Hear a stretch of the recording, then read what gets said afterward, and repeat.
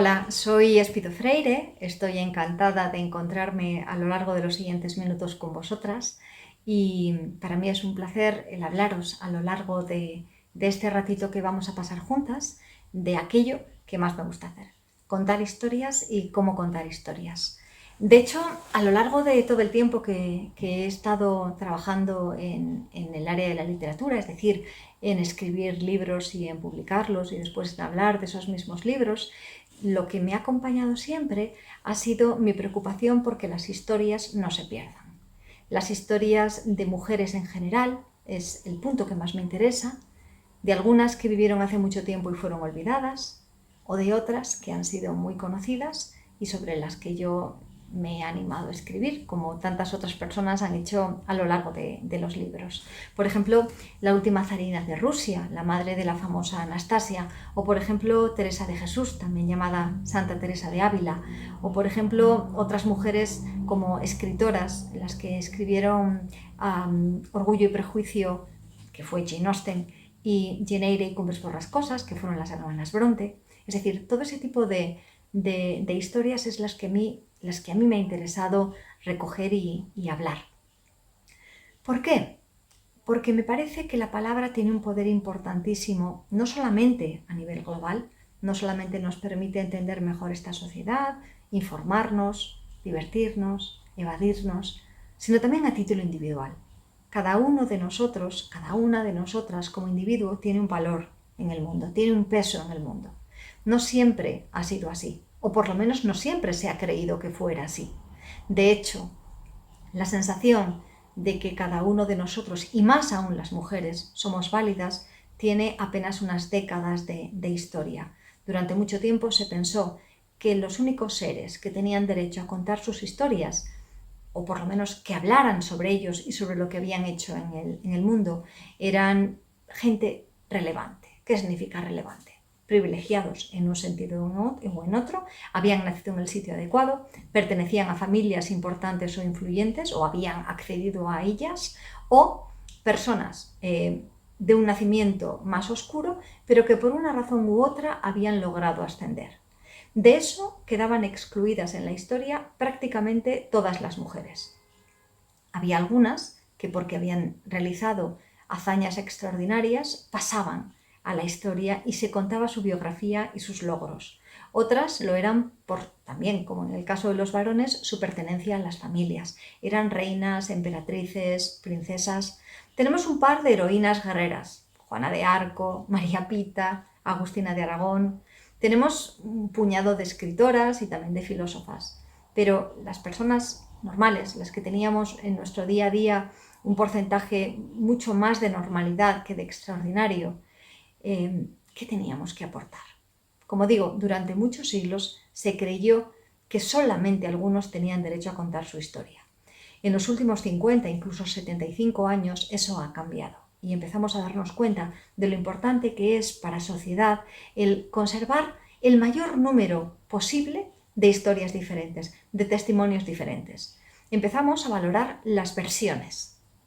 Creemos, porque así nos lo ha ido mostrando la historia y nuestro propio conocimiento del mundo y del cerebro humano y de la realidad que nos rodea, que en el fondo no hay una única visión ni una única versión de lo que ocurre, de lo que pensamos.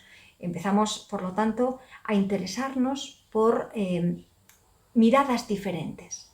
Eso nos obliga a desarrollar, por ejemplo, la empatía. Yo no siento ni vivo lo que tú estás sintiendo o viviendo, pero me interesa qué me estás contando.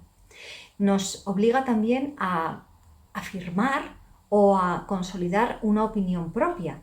Ya no me vale únicamente lo que tú me digas, sino que yo desde mi perspectiva y desde aquello que opino y que pienso y que he vivido, tengo derecho a presentar cuál es mi visión. Y por otro lado nos hace también más resistentes a la manipulación, porque no es ya tan sencillo decirnos lo que ocurrió fue esto, lo que tienes que pensar es esto y lo que vamos a contar es esto.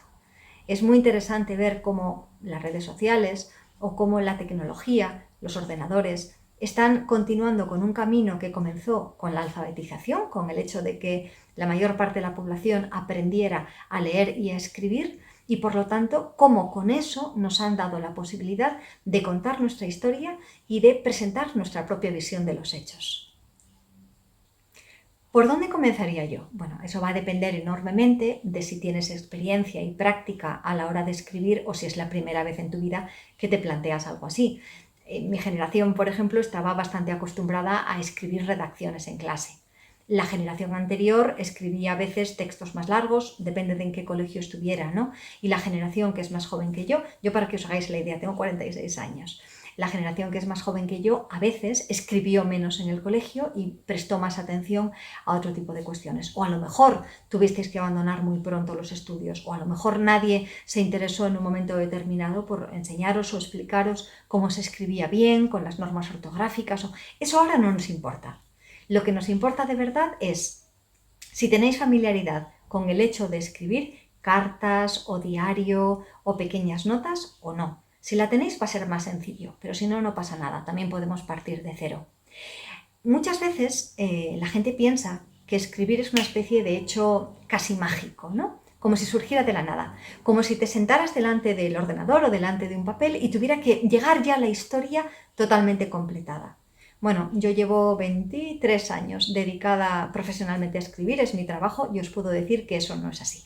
Hay momentos en los que las ideas surgen con más facilidad, pero la mayor parte de las veces esto consiste en pensar primero qué es lo que quieres contar y cómo ordenarlo, escribir después un pequeño esquema que te pueda servir de guía y a partir de ahí ir completando de una forma más o menos interesante, más o menos trabajosa los distintos aspectos, como si estuvieras trazando tu vida en capítulos y tuvieras que completar esos distintos capítulos.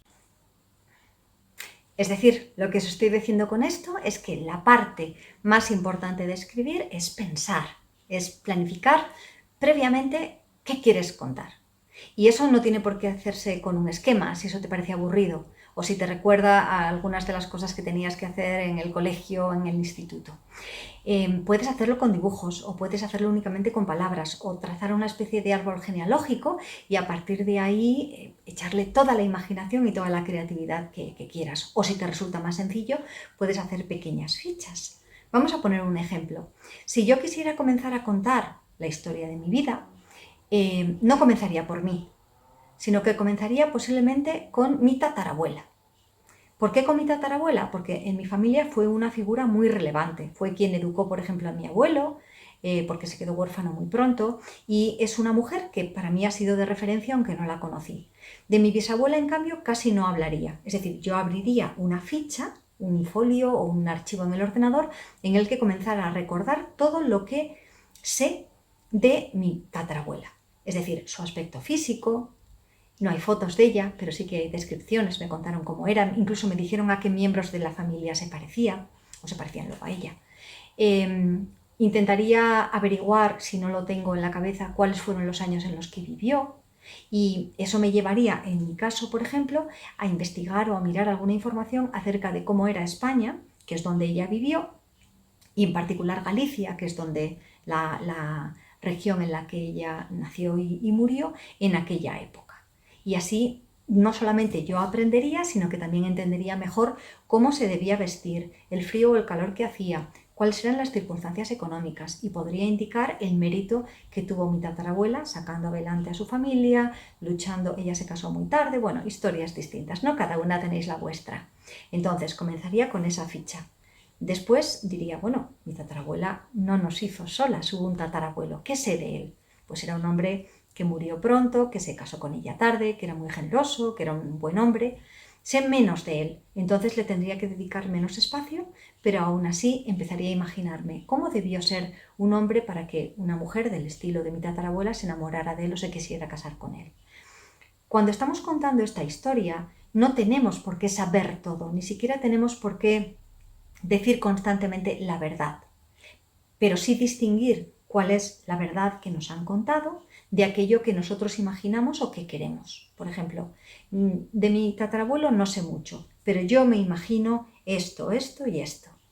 Como os he dicho, en el caso de mi bisabuela, que murió muy jovencita y por desgracia no pudo educar directamente a mi abuelo, su ficha sería mucho más corta.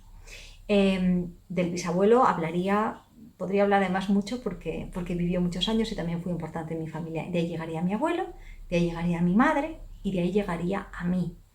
¿Por qué en mi caso es importante ponerme en ese contexto? Bueno, pues porque yo no soy nada sin lo que me ha legado mi madre, que a su vez lo aprendió de su abuela, que es mi tatarabuela, ¿no? No, de su bisabuela, que es mi tatarabuela. Entonces, siguiendo esa línea, yo puedo conocerme mejor. Es solamente un ejemplo. A lo mejor no queréis hablar tan atrás, pero sí que queréis darle un espacio a una hermana o a una prima o a una vecina que fue una enemiga enorme y de la cual tuvisteis que salir huyendo, quién sabe, ¿no? O de un marido, de una pareja, incluso de vuestros propios hijos. Entonces, yo comenzaría definiendo y haciendo un listado de cuáles son las personas que han sido importantes en mi vida y por qué van a aparecer precisamente en esa historia de mi vida. Y, como os digo, a través de dibujos, de una ficha, de un esquema, de lo que queráis, dedicarles un rato. ¿Cómo lo recordáis? ¿Qué emoción os despierta? ¿Cómo nos lo queréis describir a quienes no hemos conocido a esa persona? ¿Qué palabras asociaríais? ¿Qué color le pondríais? ¿Recordáis su voz? ¿Cómo sonaba? Todo eso es lo previo. Solamente os estoy diciendo que recopiléis información distinta para a partir de ahí, después, comenzar a escribir. Es una parte muy interesante. Primero porque, como os digo, a la hora de trabajar psicológicamente estos campos, nos permite saber dónde estamos en esa relación. ¿Hemos olvidado a esa persona? ¿Continúa viva en nuestras vidas aunque muriera hace mucho tiempo? ¿No hemos logrado perdonar el daño que nos hizo? ¿Quiénes erais antes de esa persona y quiénes habéis sido después? Y todo eso, que a veces lleva más tiempo del que nos podemos imaginar, es ya comenzar a escribir y comenzar a meternos dentro de esta aventura. Una pregunta que me hacen muy a menudo muchas mujeres, incluso mujeres mayores, mujeres que nunca se plantearon el que su historia tuviera interés más allá de sus hijos, de sus nietos, de sus seres queridos, es: quiero contar mi historia, quiero hablar de mi vida, quiero igual no hablar de mi vida, pero sí de la de mi padre, o de la de mi marido, o de la de alguien querido. ¿Por dónde comienzo? Esto es un tema muy interesante y a veces, aunque el proyecto no acabe en un libro o no llegue a 200 páginas o a 150 páginas, tiene mucho sentido en sí mismo. ¿Por qué? Cuando pensamos, articulamos palabras. Cuando articulamos palabras, facilitamos también el pensamiento. Muchas veces hemos evitado, incluso durante años, volver a un episodio doloroso o un episodio particularmente duro de nuestra vida. O a lo mejor no ha sido duro, a lo mejor fue particularmente feliz y luego el tiempo ha hecho que nos duela volver a él porque no nos convertimos en aquello que soñamos o porque la gente que está involucrada en eso ya falta. La cuestión está en que a veces llega un punto en nuestra vida en que queremos abrir ese cajón de la memoria con lo bueno y con lo malo que tiene y revisar si dentro lo que hay es moho o lo que hay es un objeto tan bello como recordamos, ¿no? O al contrario, si con el tiempo aquello que dolía ha dejado de doler. Muchos de estos proyectos individuales acaban convirtiéndose después en un libro autoeditado para la familia o sencillamente en la afirmación de que yo estoy aquí, esta es mi historia, esta es mi vida. Y tiene mucho sentido para cerrar viejas heridas o para dignificar a quienes se han sentido víctimas o para por fin contar la visión de un hecho que, como he comentado antes, solo se contó desde una perspectiva. Incluso a nivel familiar viene muy bien el revisar qué nos han dicho que éramos o qué papel cumplíamos como hijas, como hermanas, como madres. No quiero entrar en si éramos buenas o malas, ¿no? La mayor parte de nosotras tenemos la sensación de que nunca hemos llegado a cumplir lo suficiente, que tendríamos que haber hecho más, que... Me refiero sobre todo a qué se pensaba en nuestro entorno o en nuestra familia o en nuestra sociedad que debíamos ser. ¿Y lo cumplimos? ¿No lo cumplimos? ¿Por qué no? ¿Por qué sí? La memoria es frágil. Con el tiempo tendemos a darle importancia a hechos que quizás no fueron tan relevantes y, por el contrario, a dejar de lado algunas cuestiones que, cuando comenzamos a darle al recuerdo, nos damos cuenta de que nos marcaron en nuestra propia vida. Si os animáis a escribir vuestra historia vital, vais a descubrir una enorme serie de ventajas. Primero, la concentración mejora y la paciencia también. A veces después de haber roto unos cuantos papeles o de haber querido tirar el ordenador, porque no surge la palabra adecuada o la frase da la sensación de que sea una pared contra la que te estás dando de cabezazos, pero la sensación de haber acabado de escribir una página o varias páginas y de que eso es más duradero que la palabra o es más duradero que el recuerdo, provoca una satisfacción difícil de evocar, ¿no? Después, muchas veces, lo que tenemos con un texto escrito es la sensación de cobrar un peso. ¿Recordáis la frase de que hay que tener un hijo, plantar un árbol y escribir un libro? Las tres cosas tienen que ver con perdurar en el recuerdo de los demás, vencer el tiempo que es tan cruel con el ser humano. Cuando estamos escribiendo una historia, aunque sea desde nuestra modestia y desde desde nuestras dificultades o carencias, estamos echándole un pulso al tiempo y al destino. Y eso en sí mismo tiene un enorme mérito. Y por último, nos permite también muchas veces hacer un recuento ordenado de cuál es nuestra vida y por lo tanto que nuestro presente y también nuestro futuro cobre una forma diferente. Es decir, sirve para cerrar carpetas y sirve para abrir nuevos proyectos. Me diréis que tengo mucha fe y que mucho opino y mucho creo yo en escribir, pero es que es cierto. Lo he visto a lo largo de mucho tiempo y a lo largo de muchas alumnas y no precisamente niñas que se han dedicado a hacerlo. Además, hay veces en que no sabes por qué tienes la impresión de que ha llegado ese momento. Tienes más tiempo o tienes los medios a tu alcance o sencillamente has cerrado parte de una etapa y te encuentras con suficientes ganas y con suficientes elementos a tu alrededor como para querer contar esa historia, querer por fin contar qué te ocurrió, querer contártelo a ti. No es necesario que tengas un público ni que tengas un gran número de lectores, ni siquiera ningún lector. Solamente con que tú lo leas y te sientas orgullosa de ello, basta. Si habéis definido ya qué personas queréis que entren en vuestra propia historia, es importante darnos cuenta de que toda nuestra vida no puede caber en una historia, pero sí los hechos más importantes. ¿Cuáles son esos hechos importantes? Hemos definido ya a las personas, pero si tuvierais que elegir cuáles son los 10 momentos de vuestra vida o los 15 momentos de vuestra vida más importantes, ¿cuáles serían?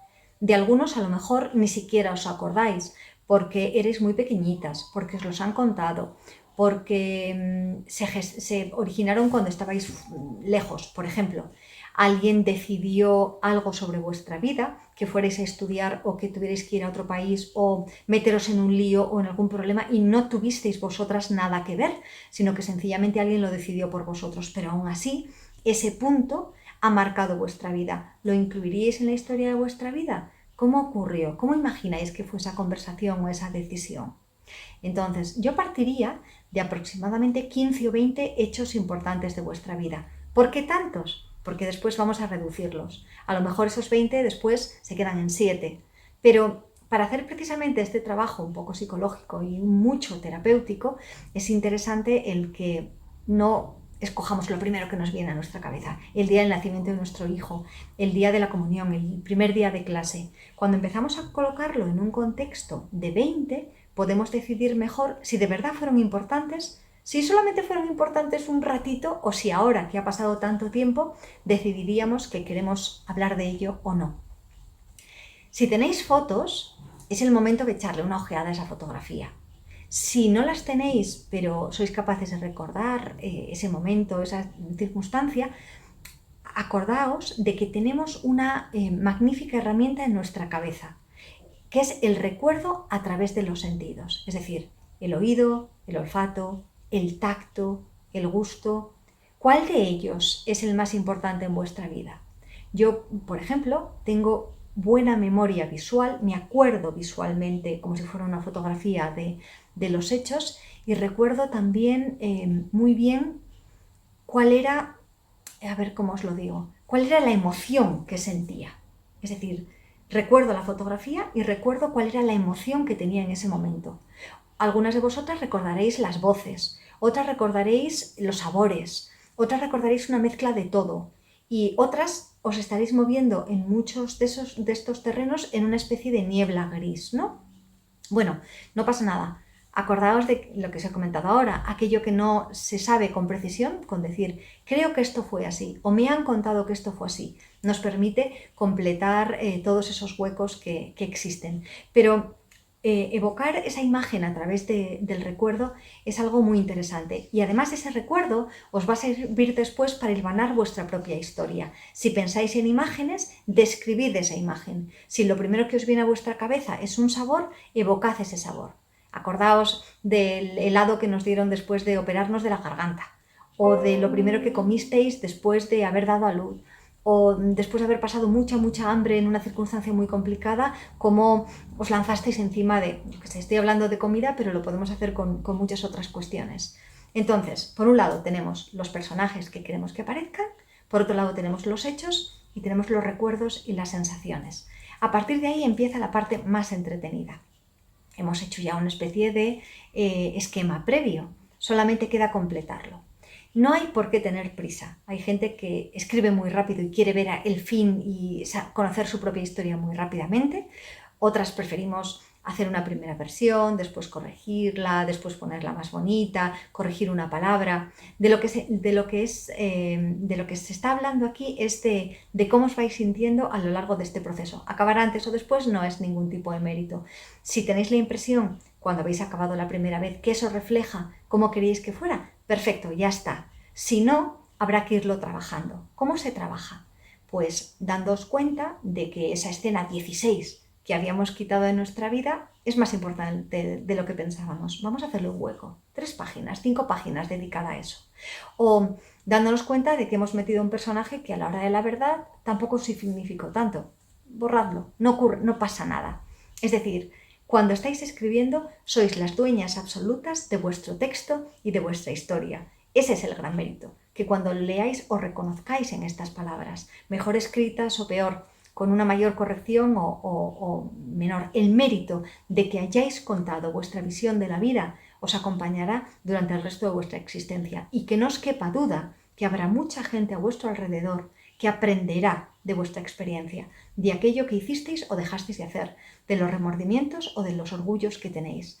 Y yo estaré aquí deseando leer esas historias y en todo momento muy interesada y muy curiosa por quiénes sois, dónde estáis y qué habéis escrito.